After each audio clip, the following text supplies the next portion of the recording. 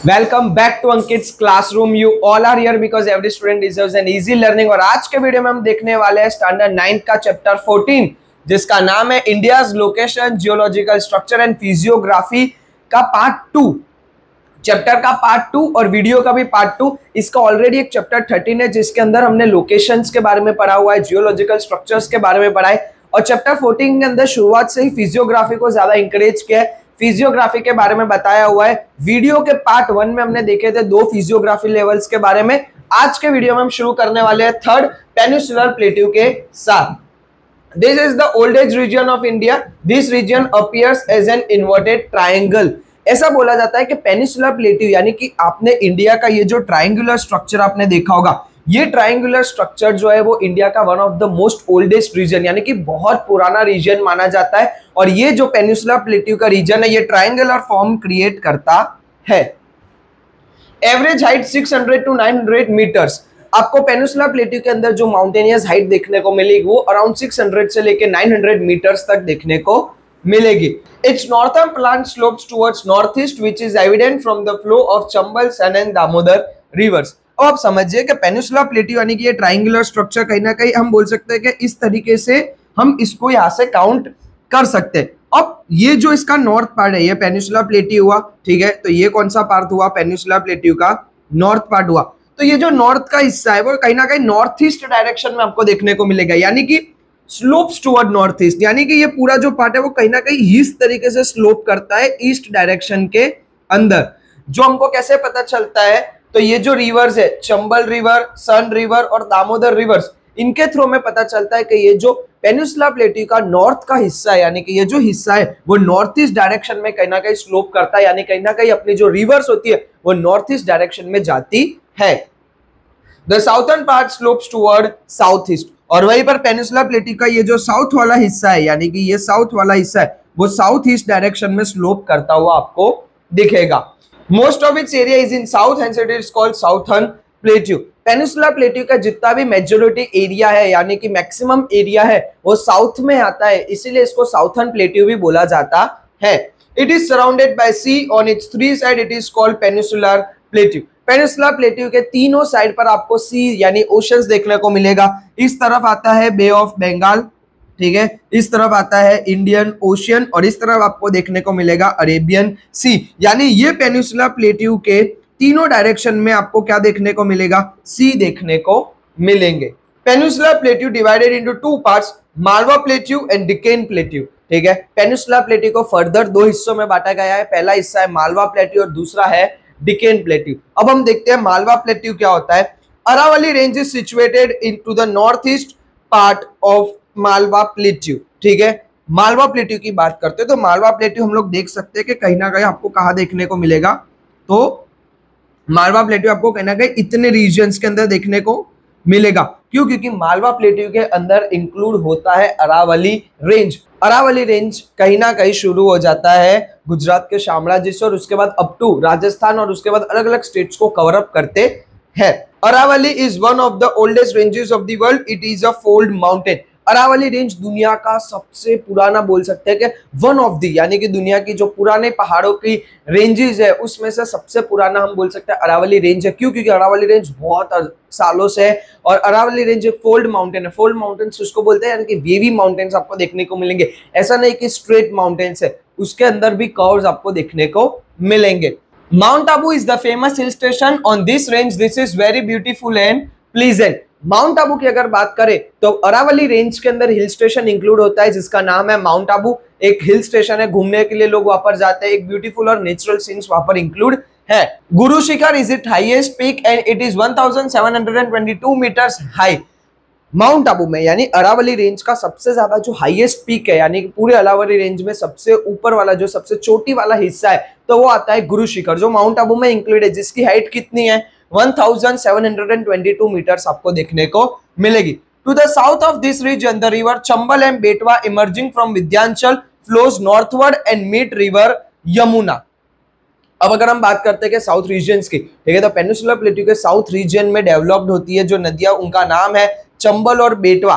चंबल और बेटवा नदी कहां से उत्पन्न होती है, यानी कहां से निकलती है, तो विंध्याचल में से, ठीक है। और वो नॉर्थ की तरफ फ्लो करती है और नॉर्थ में वो किसके साथ मिल जाती है, यमुना नदी के साथ वो लोग मिक्स हो जाते हैं, ठीक है। वापस देखते हैं कि साउथ के हिस्से में से चंबल और बेटवा नदी इमर्जिंग होती है, यानी कि उत्पन्न होती है। कहां से उत्पन्न होती है, विंध्याचल में से, और विंध्याचल से निकलते हुए वो नॉर्थ की तरफ फ्लो करती है और यमुना नदी के अंदर जाकर मिल जाती है। वहीं पर while river Son flows northwards and meet Ganga, और वहीं पर अगर सन रिवर की बात करें तो वो नॉर्थवर्ड्स में फॉलो करती है और उसके बाद गंगा नदी में जाकर मिल जाती है। It can be known from the direction of river flow that the region slopes northwards. और ये पूरा आप अगर नदियों का देखते हो ना कि मेजोरिटी कहा होता है कि डायरेक्शंस के अंदर नदियां मेन रोल प्ले करती है। नदी का फ्लो किस तरफ जा रहा है, क्योंकि नदी फ्लो करती है, नदी जिस फ्लो में जाती है उस पर्टिकुलर फ्लो में वो रीजन जाता है। तो सारी नदियों को कहीं ना कहीं देखने के बाद ये पता चलता है कि जो पेनिनसुला प्लेटी का जो रीजन है वो नॉर्थ की तरफ ज्यादा जाता है। This north eastern part of this central upland is known as Bundelkhand. और ये जो नॉर्थर्न पार्ट है, ठीक है, यानी ये पेनिनसुला प्लेटी का जो नॉर्थ का मेन हिस्सा बोल सकते हैं हम लोग, सेंटर, ठीक है, जो अपलैंड की तरफ यानी कि एक स्टेबल जमीन के साथ चलता है, उसको हम लोग कहना कहीं बुंदेलखंड भी बोल सकते हैं। Beside this river Luni and Banas also originate from Aravalli range in northeast। Aravalli range के नॉर्थ ईस्ट में आपको देखने को मिलेगी लूनी और बनस रिवर, जो वहीं से ओरिजिनेट होती है। The river vanish in the Rann of Kutch and the while Sabarmati and Mahi rivers met Gulf of Khambhat. और ये सारी जो नदी है, ठीक है, लूनी नदी हो गई, बेनास नदी हो गई, ये सारी रण ऑफ कच्छ में जाके मिल जाती है। उसके अलावा अगर साबरमती और माही नदी की बात करें तो वो गुल्फ ऑफ खंबात में जाकर खत्म हो जाती है। From the flow of river, it can be asserted that the western part of Malwa Plateau slopes towards south west। और इससे हमें ये पता चलता है कि ये पर्टिकुलर जो मालवा प्लेट्यू, आप बोल सकते हैं कि ये रेंज में आता है, वो मालवा प्लेट्यू कहीं ना कहीं साउथ वेस्ट डायरेक्शन यानी कि इस डायरेक्शन में स्लोप करता है, ठीक है। क्योंकि हमने देखा कि साबरमती और माही नदी जो है वो गुल्फ ऑफ खंबात में मिक्स हो जाती है, कहीं ना कहीं लूनी और बाकी सारी इधर रण ऑफ कच्छ में मिक्स हो जाती है, तो वो पूरा हिस्सा कौन सा हुआ, आपको साउथ वेस्ट हिस्सा देखने को मिलेगा। Rajmahal hill and Shillong plateau are a part of Chota Nagpur plateau which also include Ranchi plateau, ठीक है। इसके अंदर और छोटे छोटे प्लेट्यू जैसे राजमहल हिल्स हो गए, शिलोंग प्लेट्यू हो गया, ये सारी चीजें छोटा नागपुर के अंदर इंक्लूड होती है। उसके अलावा रांची प्लेट्यू, ये सारे प्लेट्यू भी मालवा प्लेट्यू के अंदर इंक्लूड होते हैं, यानी कि एक बड़े प्लेट्यू के अंदर छोटे छोटे प्लेट्यू इंक्लूड होते हैं, ठीक है। पेनिनसुला प्लेट्यू की बात करें तो इंडिया के ट्रायंगुलर शेप में आपको देखने को मिलता है, ठीक है, one of the most oldest region में आता है। फर्दर अगर हम देखें कि इसके अंदर चंबल, सन, दामोदर रिवर आपको देखने को मिलेगी। साउथर्न पार्ट के अंदर ये सिचुएटेड करती है, ठीक है। इसका फ्लो अगर आप देखते हो तो कहीं ना कहीं आपको साउथ ईस्ट फ्लो देखने को मिलेगा। फर्दर अगर पेनिनसुला प्लेट्यू की बात करें तो दो हिस्सों में बांटा गया है, मालवा प्लेट्यू और डिकेन प्लेट्यू। मालवा प्लेट्यू के अंदर अलग अलग रिवर्स जो होती है उसको नोटिस किया जाता है कि रिवर्स कौन से डायरेक्शन में फ्लो हो रही है, जिस डायरेक्शन में वो रिवर फ्लो हो रही होती है वो पर्टिकुलर रीजन उन्हीं स्लोप्स की तरफ जा रहा होता है। स्लोप यानी कि उसी तरफ ढलान कर रहा होता है। तो मैक्सिमम नदियां जो होती है वो कहीं ना कहीं किस तरफ जाती है, नॉर्थ ईस्ट की तरफ जाती है, और जो कुछ नदियां है वो कहा जाती है साउथ वेस्ट की तरफ आपको फ्लो करते हुए देखने को मिलेगी। नेक्स्ट अब हम देखते हैं Deccan plateau. The Deccan plateau is situated to the south of Satpura, Mahadev and Maikal ranges which are located to the Malwa plateau. Malwa plateau की कुछ रेंजेस की बात करते हैं, जैसे कि सतपुड़ा हो गया, महादेव रेंजेस हो गया, मैकाल रेंजेस हो गया। इन सब रेंजेस के साउथ के हिस्से में सिचुएटेड करता है डिकेन प्लेट्यू, यानी कि मालवा प्लेट्यू जो हमने लास्ट में देखा, मालवा प्लेट्यू की कुछ रेंजेस के साउथ में जो सिचुएट करता है उसको बोला जाता है Deccan plateau. The north western part of the plateau are composed of lava deposits. इस प्लेट्यू के जो नॉर्थ वेस्टर्न पार्ट्स है वहां पर लावा डिपोजिट्स देखने को मिलते हैं। लावा डिपोजिट्स क्या होते हैं, यानी कि वो पर्टिकुलर जो रेंज है वो लावा की वजह से बना हुआ है। लावा यानी कि ज्वालामुखी का जो लावा होता है उसकी वजह से वो पूरा रीजन बना है। On the western sides, its border is demarcated by Western Ghats, which runs north-south along the Arabian Sea coast. Western side अगर आप देखोगे यानी कि वेस्ट की तरफ आप देखो, जैसे गुजरात की कोस्टल लाइंस हो गई और ये सारी जगह पर आपको इसका जो ब्रॉड कॉन्सेप्ट देखने को मिलेगा, यानी कि ये जो डिकेन प्लेट्यू ये बहुत ब्रॉड आपको देखने को मिलेगा, इसकी बॉर्डर बहुत ज्यादा देखने को मिलेगी। वही जो वहां पर क्या क्रिएट होता है, वेस्टर्न घाट्स क्रिएट होते हैं। It has several local names, it known as Sahyadri in Maharashtra. इसके कुछ कुछ लोकल नेम्स है, यानी कि अलग अलग जगह पर अलग अलग नेम से ये जाना जाता है। जैसे महाराष्ट्र में सह्याद्री नाम से जाना जाता है, कर्नाटका में नीलगिरी नाम से जाना जाता है, तमिलनाडु में अन्नामलाई नाम से जाना जाता है, और Coromandel ranges along the border of Kerala and Tamil Nadu. Kerala और तमिलनाडु की बॉर्डर पर इसको कोरोमंडल भी बोला जाता है। यानी कि बेसिकली आप समझिए कि डिकेन प्लेट्यू जो है वो मालवा प्लेट्यू के साउथ में सिचुएट करता है, ठीक है, वेस्टर्न घाट्स के साथ ज्यादा बॉर्डर शेयर करता है, वहां पे ब्रॉड कॉन्सेप्ट देखने को मिलता है, जिसकी वजह से वहां पर वेस्टर्न घाट भी बोला जाता है। अलग अलग जगह पर लोकली इसके अलग अलग नाम है। महाराष्ट्र में सह्याद्री नाम से जाना जाता है, ठीक है, कर्नाटका में वो नीलगिरी नाम से जाना जाता है, तमिलनाडु और केरला की जैसी जगह पर कोरोमंडल नाम से भी जाना जाता है। The southern portion of western ghat is more lofty. Western ghat का अगर साउथ का हिस्सा देखेंगे, यानी कि घाट की बात चल रही है, वेस्टर्न घाट के अगर नीचे की तरफ साउथ की तरफ आप देखोगे तो यहाँ पर आपको ज्यादा लोफी रेंज देखने को मिलेगी, यानी कि ज्यादा ढलांग देखने को मिलेगी, स्लाइड्स ज्यादा आपको देखने को मिलेगी। Generally the average height of Deccan plateau ranges between 900 to 1000 meter, but at a few places it exceed that height. Deccan plateau के अंदर आपको मेजरली हाइट देखने को मिलेगी 900 से लेकर 1000 मीटर्स के, यानी कि पहाड़ों की जो रेंज होती है वो हाइट आपको कितनी देखने को मिलेगी, 900 से लेकर 1000 मीटर्स पर देखने को मिलेगी। बट डिकेन प्लेट्यू के अंदर कुछ जगह ऐसे, यानी कि कुछ माउंटेन ऐसे है जिसकी हाइट 1000 मीटर से भी ज्यादा आपको देखने को मिल सकती है। Few isolated hills having more than 900 meters of height from the eastern boundary of the plateau। कुछ जो माउंटेन्स है उसके जिसके हाइट 900 मीटर से ऊपर जाती है, ठीक है, वो एक ईस्टर्न बाउंड्री बनाती है। ईस्टर्न बाउंड्री क्या होता है, तो हर एक जो माउंटेन्स होते हैं ना वो माउंटेन्स एज ए बाउंड्री काम करता है। जैसे अलाहाबादी रेंज हो गया तो थार डेजर्ट और बाकी सारे राजस्थान के बीच में एक बॉर्डर क्रिएट करता है। वैसे 900 मीटर से ऊपर की जो बाउंड्रीज आपको देखने को मिलती है, यानी कि जो माउंटेन्स आपको देखने को मिलते हैं, वो ईस्ट की तरफ बाउंड्रीज क्रिएट करते हैं। इट इज कॉल्ड ईस्टर्न घाट, और इसी को बोला जाता है ईस्टर्न घाट। यानी कि एक तरफ आपने देखा वेस्टर्न घाट और एक तरफ आपको क्या देखने को मिलेगा, eastern Ghat. It has a general slope towards south east which is evident from the direction of the flow of reverse, ठीक है। इसका जो आपको स्लोप देखने को मिला है, स्लोप किसको बोलते हैं कि वो कौन सी डायरेक्शन में जा रहा है, वो कौन सी डायरेक्शन में बह रहा है, ठीक है, तो वो आपको देखने को मिलेगा साउथ ईस्ट डायरेक्शन, यानी कि साउथ और ईस्ट के डायरेक्शन में आपको पूरा का पूरा जो डिकेन प्लेट्यू है वो सिचुएटेड होता हुआ दिखेगा, वो स्लोप होता हुआ दिखेगा। Except river Narmada and Tapi which flow westwards, most of the rivers of Deccan plateau flow eastward and meet the bay of Bengal. Narmada और तापी नदी को छोड़ के, क्योंकि नर्मदा और तापी नदी जो है वो वेस्ट की तरफ फ्लो करती है, उसके अलावा डिकेन प्लेट्यू के अंदर नर्मदा और तापी नदी को छोड़ के बाकी सारी जितनी भी रिवर्स है वो ईस्ट की तरफ फ्लो करती है और बे ऑफ बंगाल में जाकर मिक्स हो जाती है, यानी कि बे ऑफ बंगाल में जाकर वो क्या होती है, समुद्र के साथ मिक्स हो जाती है। वापिस समझिए कि डिकेन प्लेट्यू की जो रिवर्स है नर्मदा और तापी नदी जो है वो वेस्ट की तरफ फ्लो करती है, ठीक है, बट बाकी सारी जितनी भी डिकेन प्लेट्यू की जो रिवर्स है वो ईस्ट की तरफ फ्लो करती है और वो लास्ट में बे ऑफ बंगाल में जाकर मिक्स हो जाती है। तो ये था बेसिकली डिकेन प्लेट्यू के बारे में, जो मालवा प्लेट्यू के साउथ में सिचुएटेड करता है, ईस्ट में ज्यादा बॉर्डर शेयर करता है, ईस्ट की तरफ ज्यादा ब्रॉड भी है, इसलिए वहां पर ईस्टर्न घाट्स क्रिएट होते हैं। आपको इसकी जो हाइट है वो 900 से लेकर 1000 मीटर तक देखने को मिलेगी, कुछ जगह पर इससे ज्यादा भी देखने को मिलेगी, जो एक ईस्टर्न बाउंड्री क्रिएट करती है जिसको ईस्टर्न घाट भी बोला जाता है। नेक्स्ट जो है वो है coastal plains, plains along the sea coast. Coastal plain किसको बोलते हैं, तो जिसको हम बोलते हैं समुद्री इलाका, यानी कि समुद्र के साथ जो बाउंड्री शेयर करते हैं। अब देखते हो कि समुद्र और जमीन के बीच में कोस्टल प्लेन बनती है, उसको बोला जाता है कोस्टल प्लेन, यानी कि सी जो होते हैं, समुद्र होते हैं, उसके पास की जो जमीन होती है उसको कोस्टल प्लेन बोला जाता है। Peninsula plate is surrounded by a narrow belt of plains from Kutch to Orissa. अगर हम वापस करें इंडिया की बात, तो इंडिया का जो नीचे का हिस्सा है वहां पर तीनों तरफ आपको क्या देखने को मिलेगा, समुद्र देखने को मिलता है। ईस्ट वेस्ट और साउथ डायरेक्शन में आपको क्या देखने को मिलता है, ओशियंस देखने को मिलते हैं। यानी कि इंडिया का जो पेनिसुलर हिस्सा है वो क्या करता है, समुद्र के साथ बॉर्डर शेयर करता है, एक बेल्ट यानी कि एक पट्टा बन जाता है, किसके साथ बनता है, समुद्र और जमीन के बीच में। It is divided into western and eastern coastal planes, ठीक है। अब ये जो पर्टिकुलर दो चीज है, ठीक है, हमारे यहाँ पर ये जो पेनिसुला प्लेट्यू के जो कोस्टल प्लेन्स है इसको दो तरीके से बांटे गए, एक होता है ईस्टर्न कोस्टल प्लेन्स और एक होता है western coastal plains. The west coastal plains extend from Gujarat to Kerala, excepting Gujarat the plain is mostly narrow. अब हम बात करते हैं वेस्टर्न कोस्टल प्लेन की। तो वेस्टर्न कोस्टल प्लेन कितना है, गुजरात से लेके केरला तक का जो हिस्सा है उसको बोला जाता है western coastal plane. Western coastal plane यानी क्या, जो समुद्र के साथ बॉर्डर शेयर करते हैं, ठीक है, समुद्र और जमीन का वो जो पट्टा होता है, वो जो बॉर्डर होती है उसको बोला जाता है coastal plain.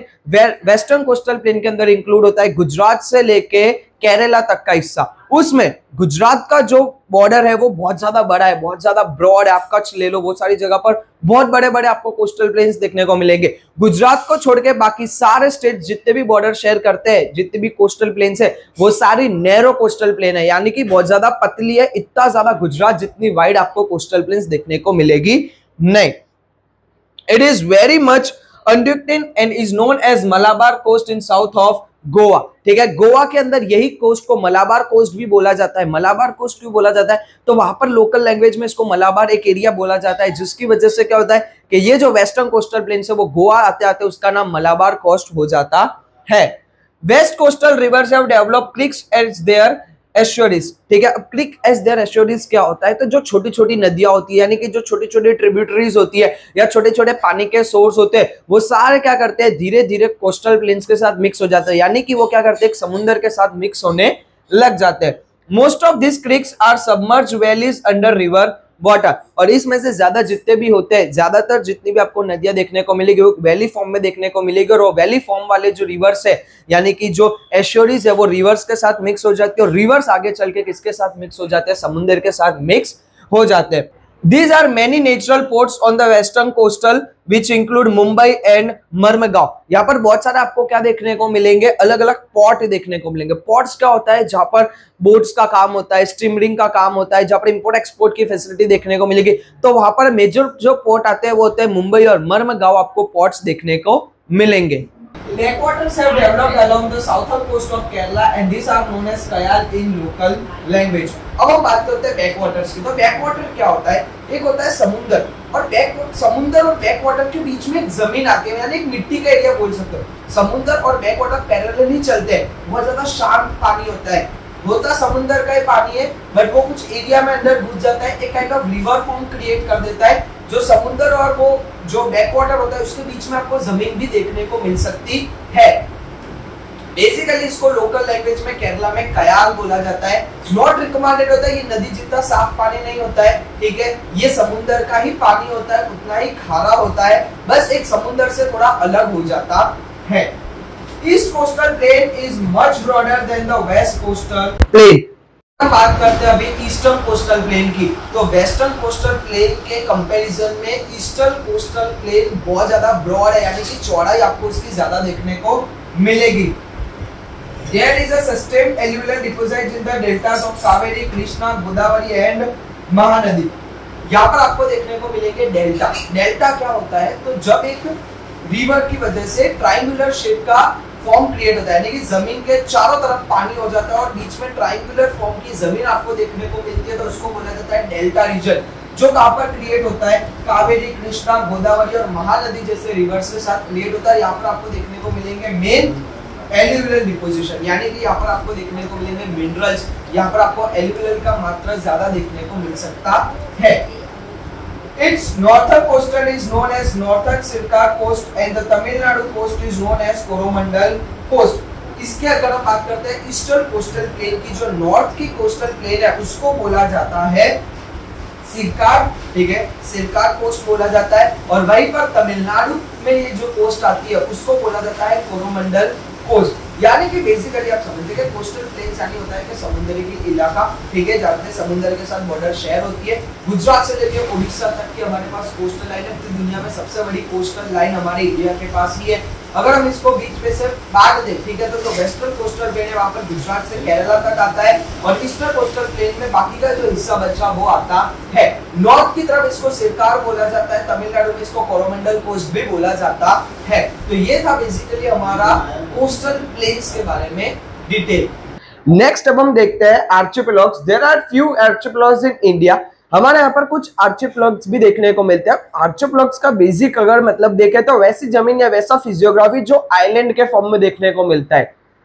Andaman Nicobar and Lakshadweep are major archipelagos among them. और इतने हमारे यहाँ पर कुछ ही आर्कियोलॉग्स है, और उसमें से हमारे पास मेजर जो आर्कियोलॉग्स है उसके अंदर आते हैं अंडमान निकोबार और Lakshadweep islands. There are many smaller islands in Lakshadweep and they are located at some distance of Kerala coast। Lakshadweep के अंदर एक नहीं, छोटे छोटे और भी उसके आसपास बहुत सारे आइलैंड है जो केरला कोस्ट से कई दूरी पर आपको देखने को मिलेंगे।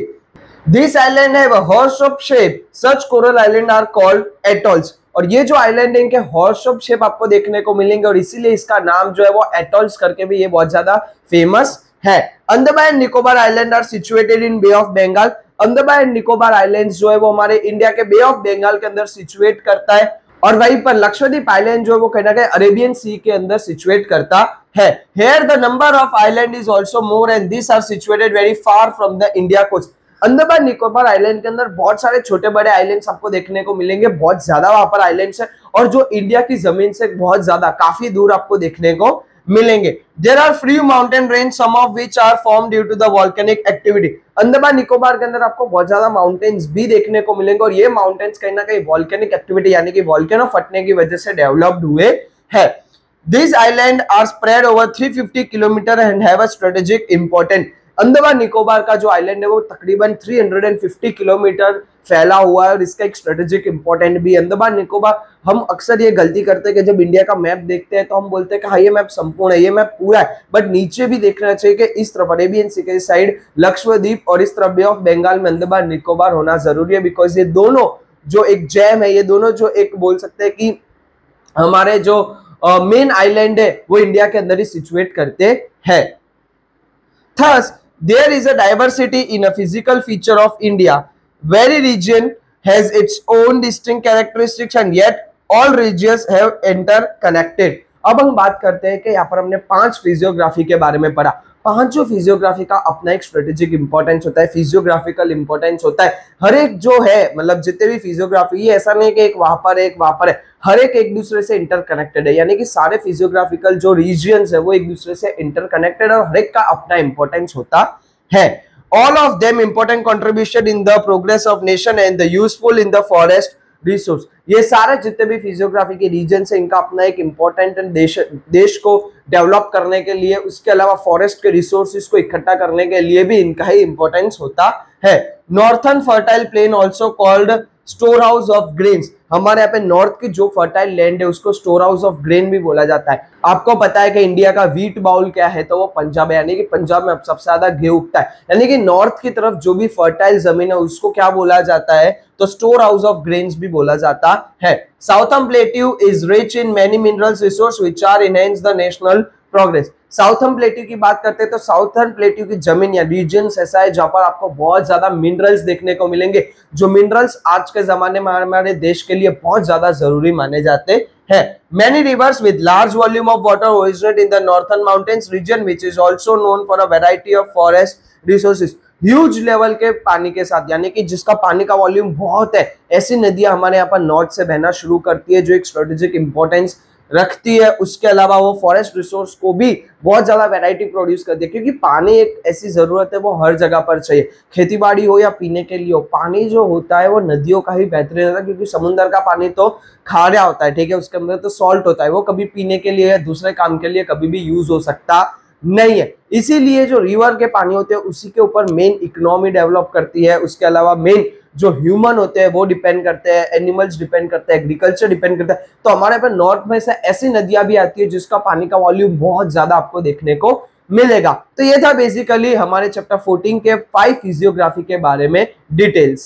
नेक्स्ट जो हमारा टॉपिक है वो है रॉक्स। रॉक्स यानी कि पत्थर। आपने रॉक्स जो है वो देखे होंगे, टच किए होंगे, फील किए होंगे। रॉक्स के बारे में देखते हैं। A composite matter made up of one और मोर मिनरल्स इज कॉल्ड रॉक। जो एक ऐसा कंपोजिट होता है जो एक या एक से ज्यादा, ठीक है, या एक मिनरल से भी बनता है या एक से ज्यादा मिनरल एक दूसरे के साथ जब प्रोसेस करते हैं तो कहीं ना कहीं रॉक बनता है।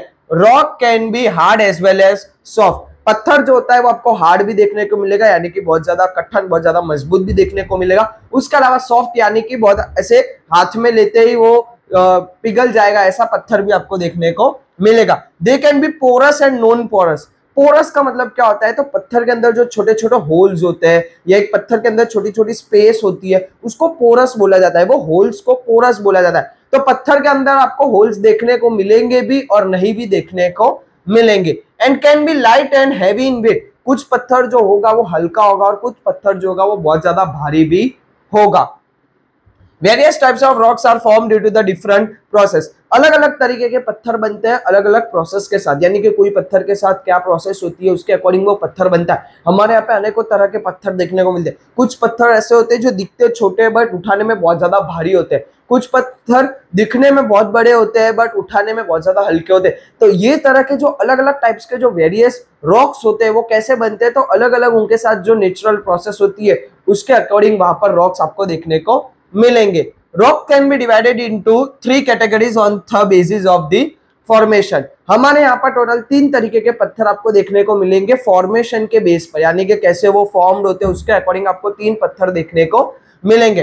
पहला igneous rock, second stratified rock और थर्ड मेटामॉर्फिक रॉक। हमारे यहाँ पे 3 तरीके के रॉक्स आपको देखने को मिलेंगे, पहला igneous rock, second stratified rock और थर्ड मेटामॉर्फिक रॉक। अब हम देखते हैं इग्निशियस रॉक कैसे होता है। तो इग्निशियस रॉक जो होता है उसके 2 कैटेगरी होती है, एक इंट्रूसिव और एक extrusive.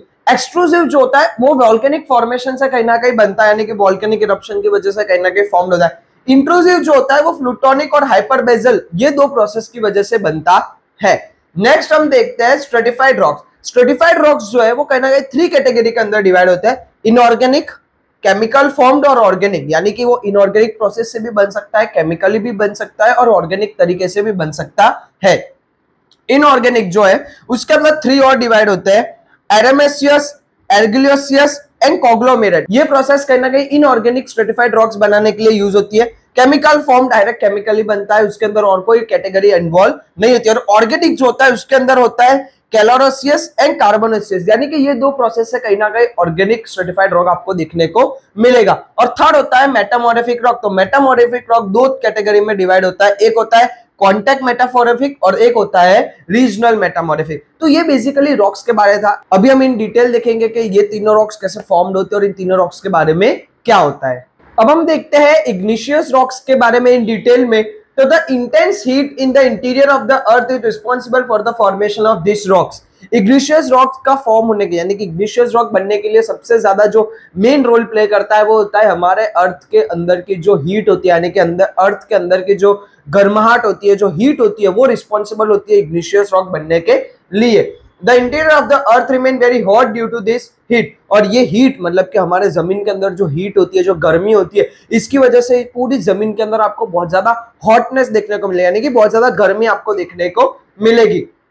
So the matter here is semi-liquid state which is called as magma. और इसी वजह से आपने देखा होगा मूवीज वगैरह में या फिर इन फोटोग्राफ्स आपने देखा होगा कि जो हमारा अर्थ होता है उसके अंदर का जो मैग्मा होता है, जिसको क्या बोलते हैं सेमी लिक्विड फॉर्म में, आप ज्वालामुखी का ज्वाला देख सकते हो, ठीक है, जो कैसा होता है सेमी लिक्विड फॉर्म होता है, यानी कि वो बहता रहता है, वो एक लिक्विड फॉर्म होता है, ठीक है, जो एक जगह पर रुकेगा तो वो सेमी मतलब कि सॉलिड भी बन जाएगा, इसीलिए उसको सेमी लिक्विड बोला जाता है। वो सेमी लिक्विड का आपको मैग्मा नीचे देखने को मिलेगा। कहाँ देखने को मिलेगा? तो अर्थ के इंटीरियर में। Eventually, when this magma cools down, rocks are formed। और जब ये मैग्मा यानी कि जो सेमी लिक्विड फॉर्म आप देखते हो या जो ज्वालामुखी का आप ज्वाला देखते हो, जब वो ठंडा पड़ जाता है, ठीक है, जमीन के अंदर ही ठंडा पड़ जाता है, तो क्या होता है वहां उसके पत्थर बनना शुरू हो जाते हैं। These rocks are formed due to the effect of heat, hence this is called igneous Agnya rock। क्योंकि ये पत्थर हीट की वजह से बना है, इंटीरियर ऑफ द अर्थ यानी कि जमीन के अंदर बना है, हीट की वजह से बना है। हीट जब ठंडी हो जाती है, ठीक है, यानी कि जो मैग्मा होता है वो ठंडा पड़ जाता है, तो इग्निशियस रॉक बनते हैं। तो इसीलिए ये इसको बोला गया है इग्निशियस रॉक नाम दिया गया। इग्निशियस का मतलब होता है अग्नि, यानी अग्नि से बना हुआ पत्थर। In the formation of the crust of the earth, these rocks are formed earliest, so it is also called primary rocks। हमारे जमीन के अंदर सबसे पहला जो पत्थर बनता है वो बनता है इग्निशियस रॉक, इसीलिए उसको प्राइमरी रॉक भी बोला जाता है। बाकी सारे जितने भी पत्थर होते हैं वो कहीं ना कहीं इग्निशियस रॉक्स के बाद ही बनते हैं, यानी कि इग्निशियस रॉक में से ही दूसरे सारे पत्थर बनते हैं, इसीलिए इग्निशियस रॉक को प्राइमरी रॉक बोला जाता है। At many places in Rajasthan, Madhya Pradesh and Southern Peninsula in India, such rocks are found। हमारे यहाँ पर राजस्थान के कुछ हिस्सों में, मध्य प्रदेश के कुछ हिस्सों में, साउथर्न इंडिया यानी कि साउथर्न पेनिसुलर जो है हमारा, उस रीजन में बहुत ज्यादा जगह पर आपको ये पत्थर देखने को मिलेंगे। कौन से? Igneous rock. Igneous rocks are most solid of all the rocks. Igneous rock जो है वो one of the most solid rocks में आता है, यानी कि बहुत ज्यादा मजबूत और बहुत ज्यादा कड़क, ये जल्दी सॉफ्ट नहीं होते ये रॉक्स। उसके बाद granite is well known example of plutonic rock. Basalt is also this type of rock. Granite जो है वो प्लूटोनिक रॉक के ऊपर आता है। प्लूटोनिक रॉक हमने देखा था कि इग्निशियस रॉक, उसके बाद आता है इंट्रूसिव, और इंट्रूसिव के अंदर आता है प्लूटोनिक रॉक। तो कहीं ना कहीं जो ग्रेनाइट है वो इग्निशियस रॉक का फॉर्म है, उसके अलावा बेसल जो है वो भी इग्निशियस रॉक के अंदर ही आता है। तो इग्निशियस रॉक के बारे में वापस देखते हैं। इग्निशियस रॉक जो होता है वो अर्थ के इंटीरियर यानी कि अर्थ के अंदर जो जमीन होती है उसकी वजह से जो वहां पर एक्सट्रीम हीट होती है, ठीक है, उसकी वजह से वो बनता है। वहां पर सेमी लिक्विड फॉर्म का मैग्मा होता है। जब वो मैग्मा ठंडा पड़ जाता है तो क्या बनता है, इग्निशियस रॉक का फॉर्मेशन होता है। इग्निशियस रॉक जो है वो सबसे पहले फॉर्म्ड होता है, इसीलिए उसको प्राइमरी रॉक भी बोला जाता है। उसके अलावा जो इग्निशियस नाम है वो अग्नि से बनता है, इसीलिए उसको इग्निशियस अग्निया रॉक्स भी बोला जाता है। राजस्थान, मध्य प्रदेश और साउथर्न पेनिनसुलर के अंदर आपको ये रॉक्स देखने को मिलेगा। जो ग्रेनाइट है, ठीक है, या उसके अलावा बेसल्ट है, वो कहीं ना कहीं इग्निशियस रॉक के ही फॉर्मेशन है, वो उस कैटेगरी के अंदर आते हैं। नेक्स्ट हम देखते हैं स्ट्रेटिफाइड रॉक्स। स्ट्रेटिफाइड रॉक क्या होता है, तो igneous rock disintegrated due to the collective effect of water and other forces, this are known as sediments rocks. ठीक है, इग्निशियस रॉक, मैंने पहले ही आपको बोला कि इग्निशियस रॉक के बाद में ही सारे रॉक्स बनते हैं। तो इग्निशियस रॉक जब कलेक्टिव इफेक्ट की वजह से डिसइंटीग्रेट होता है, डिसइंटीग्रेट होना यानी कि जब जमीन में से थोड़ा ऊपर आने लगता है, यानी कि थोड़ा जमीन के साथ डिसइंटीग्रेट होता है, ठीक है, तो वो क्या बनता है, सेडिमेंटरी रॉक्स बनते हैं। और कलेक्टिव इफेक्ट कौन से होते हैं, तो वाटर मतलब पानी की वजह से ऊपर आ जाना, या पानी की वजह से एक जगह पर दूसरी जगह चले जाना, या अदर नेचुरल फोर्स की वजह से जो रॉक फॉर्म्ड होता है वो होता है sedimentary rock. The broken rock material is constantly deposited in water and they form layer. ठीक है, अब आप समझिए कि जब ना पानी आता है ना, तो पानी के साथ बहुत सारे पत्थर आते हैं। बहुत टाइम तक पानी के अंदर पत्थर रहने की वजह से वो क्या लगता है, टूटने लगता है। जब वो पत्थर टूटते हैं तो वो पत्थर क्या करते हैं, जमीन के नीचे चले जाते हैं। तो जमीन के नीचे यानी कि नदी के नीचे वो क्या करते हैं, एक लेयर फॉर्म करना शुरू कर देते हैं। The upper layer exert pressure other layers of underlying rocks which were formed initially and are lying at the bottom and eventually rocks are formed. अब आप समझिए कि पहले एक लेयर बन चुकी होगी, यहाँ पर 1-2 महीने की प्रोसेस है, 1-2 साल की प्रोसेस नहीं होती है, बहुत टाइम की प्रोसेस होती है। तो आप समझिए कि नदी के साथ जो पत्थर टूटे, वो पत्थर पहले नीचे की एक लेयर बनी, उसके ऊपर दूसरी लेयर बनी, उसके ऊपर तीसरी लेयर बनी, यानी कि ग्रेजुअली क्या होता है कि जो पहली लेयर होती है वो बॉटम लेयर को और प्रेशर करती जाती है, यानी कि और दबाते जाती है। और ये प्रेशर की वजह से और ये फॉर्मेशन की वजह से रॉक्स बनते हैं, और उस रॉक्स को बोला जाता है स्ट्रेटिफाइड रॉक्स। डिफरेंट लेयर्स पर डिफरेंट कैटेगरी के रॉक्स आपको देखने को मिलेंगे। जो एकदम बॉटम होंगे वहां अलग रॉक्स देखने को मिलेंगे, उसके ऊपर की लेयर में आपको अलग रॉक्स देखने को मिलेंगे, उसके ऊपर की लेयर में आपको अलग रॉक्स देखने को मिलेंगे। तो ये पूरी प्रोसेस के साथ जो रॉक बनता है उसको बोला जाता है stratified rock. Example gypsum and coal, ठीक है, जिप्सम और कोल जो है वो कहीं ना कहीं स्ट्रेटिफाइड रॉक का एग्जाम्पल है, जो आपको कहाँ देखने को मिलते हैं, बिहार और झारखंड के अंदर आपको देखने को मिलेंगे। ये था बेसिकली स्ट्रेटिफाइड रॉक के बारे में। डिसइंटीग्रेट होता है इग्निशियस रॉक, जब डिसइंटीग्रेट होकर ऊपर आता है वाटर यानी पानी, और दूसरे फोर्सेस की वजह से जब वो बहते और टूटने लगते हैं, ठीक है, तो वो बनते हैं सेडिमेंट्री रॉक्स। जब ये टूटे हुए रॉक्स नदी के अंदर एक लेयर बनाते हैं, एक लेयर, उसके ऊपर दूसरी, उसके ऊपर तीसरी, और जो पहली लेयर होती है वो बाकी की लेयर्स को प्रेशराइज करती है, तो अलग अलग लेयर पर अलग अलग रॉक्स फॉर्म होते हैं, और उस रॉक को बोला जाता है स्ट्रेटिफाइड रॉक्स। इसके बेस्ट एग्जांपल आप देख सकते हैं जिप्सम और कोल, जो आपको बिहार और झारखंड से ऑब्टेन होते हैं, यानी वहां से मिलते हैं। थर्ड हम देखते हैं metamorphic rock. In certain peculiar condition the form, composition and other characteristics of rocks are totally change. अब क्या होता है कि कभी कभी कुछ कंडीशन की वजह से जो रॉक्स होते हैं ना, उनकी कंडीशन चेंज होने लगती है। फॉर एग्जांपल घर पर पनीर लाते हो आप, तो पनीर एक दिन फ्रेश होता है, 2 दिन फ्रेश होता है, तीसरे दिन से वो अपने रंग बदलने लगता है, यानी कि वो खराब होता जाता है, यानी वो अपनी चेंजेस, अपना जो कैरेक्टरिस्टिक्स है उसको चेंज करता जाता है। पत्थर खराब नहीं होते, बट पत्थर क्या होता है, एक पर्टिकुलर कंडीशन यानी कि कुछ कंडीशंस की वजह से वो पत्थर क्या होता है, उसके अंदर चेंजेस आने लगते हैं। ठीक है, एक छोटा बच्चा होता है तो वो चेंज होते होते उसका जो फेस स्ट्रक्चर होता है वो बड़े बनते बनते पूरा फेस स्ट्रक्चर चेंज हो जाता है। तो वैसे जो रॉक होता है वो कुछ कंडीशन में रहने की वजह से वो पूरा अपने आप की कैरेक्टरिस्टिक्स को टोटली चेंज कर देता है। Due to the combined effect of 2 factor, high temperature and pressure of rock strata. ठीक है, 2 सबसे बड़े फैक्टर यहाँ पर इफेक्ट करते हैं। पहला होता है हाई टेम्परेचर, यानी कि कोई पत्थर बहुत ही टेम्परेचर की कंडीशन में, या तो वो टेम्परेचर कम भी हो सकता है, ठीक है, या वो टेम्परेचर हाई भी हो सकता है। हाई यानी कि बहुत एक्सट्रीम लेवल के टेम्परेचर पर वो रॉक बाहर उसी कंडीशन में रह रहा है। और दूसरा प्रेशर ऑफ रॉक स्ट्राटा, यानी कि दूसरे पत्थर का प्रेशर होना। संगत का असर आप समझते हो, ठीक है, 10 अगर अच्छे लोग हैं और 1 बुरा लोग है, तो चांसेस क्या होता है कि कि वो एक बुरा इंसान सुधर जाएगा क्योंकि उसके आसपास बाकी के सारे 10 लोग अच्छे हैं। वैसे रॉक स्ट्राटा यानी कि एक रॉक है वो अलग कैटेगरी का है, बाकी सब अलग कैटेगरी का है, तो वो एक रॉक जो होगा ना वो दूसरे कैटेगरी में बनने लगेगा, यानी कि वो क्या करेंगे अपनी कैटेगरी उसके अंदर ट्रांसफर करते जाएंगे, बहुत सारा कंडीशन चेंज आएगा, ठीक है, क्योंकि वो एक हाई टेम्परेचर में भी रह रहा है। दूसरा, अलग अलग पत्थरों की वजह से उसके अंदर दूसरे दूसरे मिनरल्स मिक्स हो रहे हैं, दूसरे कंपोजिट मिक्स हो रहे हैं, जिसकी वजह से क्या होगा कि वो पत्थर जो है वो टोटली चेंज होने लगेगा। The igneous and sedimentary rocks change in a totally new form. These new form rocks are known as metamorphic rock.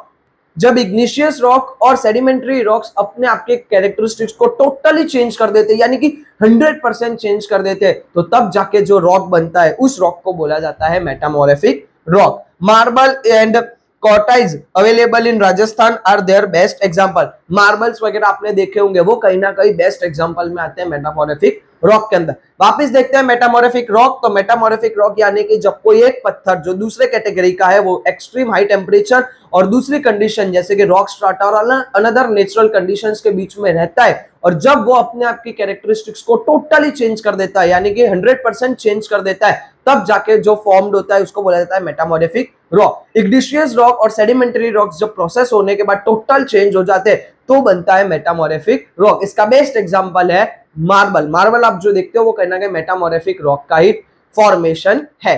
तो ये था बेसिकली हमारे तीनों रॉक्स के बारे में, इग्निशियस रॉक्स, स्ट्रेटिफाइड रॉक्स और मेटामॉर्फिक रॉक्स। तो आज का वीडियो हम लोग यही तक रखेंगे। आप कमेंट्स में बताइए आपको वीडियो कैसा लग रहा है, एक्सप्लेनेशन कैसा लग रहा है। इस चैप्टर के लास्ट 2 टॉपिक्स बचे, मिनरल्स एंड सॉइल के बारे में और डिफरेंट टाइप्स ऑफ सॉइल, जो हम लोग लास्ट पार्ट 3 के अंदर कवर करेंगे। तब तक लाइक कर दीजिए, शेयर कीजिए, सब्सक्राइब नहीं किया हो तो सब्सक्राइब कर दीजिए, और व्हाट्सएप चैनल की लिंक डिस्क्रिप्शन में दी हुई है, व्हाट्सएप चैनल आप ज्वाइन कर सकते हैं ताकि आपके पास रेगुलर अपडेट पहले पहुंच पाए। और बने रहिए अंकित क्लासरूम के साथ। जय हिंद, जय Bharat, thank you very much.